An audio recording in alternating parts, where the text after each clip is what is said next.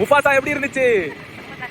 Mufasa பார்த்துட்டு மலையில நடந்துட்டு வீட்டுக்கு போறோம். மணி 12:30 மணி. காலம் எப்படி மாறிடுச்சுன்னா 6th 7th படிக்கும்போது ஏதாவது ஒரு படம் 3Dல பொம்மை படம் ரிலீஸ் ஆயிருச்சுன்னா அம்மா அம்மா அப்பா கிட்ட கேட்டு எப்படியாவது கூட்டு போமா இல்லையா காசா கொடுமா எங்க ஃப்ரெண்ட்ஸோட போய் பாட்டு வரமா அப்படிலாம் கேட்டது போய் இப்போ நான் லீவுக்கு வீட்டுக்கு வந்தோடனே முஃபாசான்னு ஒரு படம் வந்திருக்கான் சாமி நைட் ஷோ கூட்டு போறியா உங்க அப்பா தூங்கிட்டா இருப்பார் நம்ம போயிட்டு சீக்கிரம் வந்துடலாம்ல அது 3Dல வந்திருக்காண்டா கூட்டு போடா அப்படின்னு கேட்கும்போது இதுல என்ன இருக்கு வா போலான்னு சொல்லிட்டு கூட்டு போயிட்டு அந்த படத்தை பார்க்க வைக்கும்போது அந்த 3Dல ஒரு எக்ஸ்பீரியன்ஸ்லாம் அவங்க ரொம்ப காலத்துக்கு அப்புறம் இதெல்லாம் எக்ஸ்பீரியன்ஸ் பண்றாங்க போது அவங்களுக்குள்ள இருக்கிற அந்த குழந்தை தன்மை நம்ம சீட்ல பக்கத்துல உட்காந்துருக்கும் போது ஏதாவது பக்கத்துல கண்ணுகிட்ட வரும்போது இப்படி தொடர்றது பிடிச்ச அமுக்கிறது இன்னும் தம்பி அப்படின்னு சொல்றதெல்லாம் அவ்வளவு ரொம்ப அழகா ரொம்ப திருப்தியா இருந்தது. எதுக்கு இந்த வீடியோ நான் சொல்றேன்னா நான் பல தடவை சொல்லிருக்கேன் உங்க வீட்டுல இருக்கிறவங்க அம்மாவா இருக்கலாம் சித்தி தங்கச்சி அக்கா இல்ல அண்ணன் தம்பி அப்பா யாரா வேணா இருக்கலாம் அவங்க ஒரு ரெகுலர் ரொட்டீன்ல கடமைக்காக போய்கிட்டே இருப்பாங்க அவங்களுக்கு அந்த ரெஸ்ட்ங்கிறதே இருக்காது ஒரே ஒரு நாள் மாசத்துல அந்த நாள் ஒதுக்கி காலையில மதியம் சாயந்தரம் எதுவும் சமைக்காம திருப்தியா சம்பாரிச்ச காசுல ஒரு 5% எடுத்து அன்னைக்கு டேவே ஸ்பெண்ட் பண்ற மாதிரி செலவு பண்ணுங்க படத்துக்கு கூட்டு போங்க அவங்களுக்கு கிடைக்காத எக்ஸ்பீரியன்ஸ் கொடுக்க ட்ரை பண்ணுங்க அதுவும் முக்கியமா வெளியூர்ல இருக்கிற பசங்க லீவுக்கு வீட்டுக்கு போங்க உங்க வீட்டுல இருக்கிறவங்க போய் பாருங்க இதெல்லாம் ஒரு பேசிக்கான ரொட்டீன் ஆனா இந்த காலத்துல யாரும் பண்றது இல்ல நானே 2 மாசத்துக்கு ஒரு மாசத்துக்கு தான் பண்றேன் கில்ட்ல தான் இந்த வீடியோ பண்றேன் தயவு செஞ்சு உங்க வீட்டுல இருக்கிறவங்களுக்கு குட்டி குட்டி சந்தோஷத்தை கொடுக்க ட்ரை பண்ணுங்க.